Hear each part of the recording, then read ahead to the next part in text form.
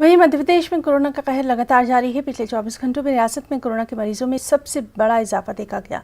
पिछले 24 घंटों में एमपी में 1694 मरीजों का इजाफा देखा गया, जो कि रियासत में कोरोना मरीजों की अब तक की सबसे बड़ी तादाद रही। 24 घंटों में रियासत में 29 मरीजों की मौत हुई, जबकि मध्य प्रदेश के मुख्तलिफ अस्पतालों से 1238 मरीज डिस्चार्ज हुए। मध्य प्रदेश में कोरोना मरीजों की मजबूरी तादाद बढ़कर 73,574 हो गई है। रियासत मध्य प्रदेश में कोरोना के 55,887 मरीज सेहतियाब हुए हैं। मध्य प्रदेश में कोरोना के 1572 मरीजों की अब तक मौत हो चुकी है, जबकि 16,115 मरीजों का इलाज जारी है। कोरोना की बढ़ती तादाद को देखते हुए हुकूमत ने आज से भोपाल में सेरो सर्वे शुरू करने का फैसला किया है। सर्वे के लिए 60 टीमें तैयार की गई हैं, जो कि 15 सितंबर तक 7,500 लोगों का सर्वे करेंगी।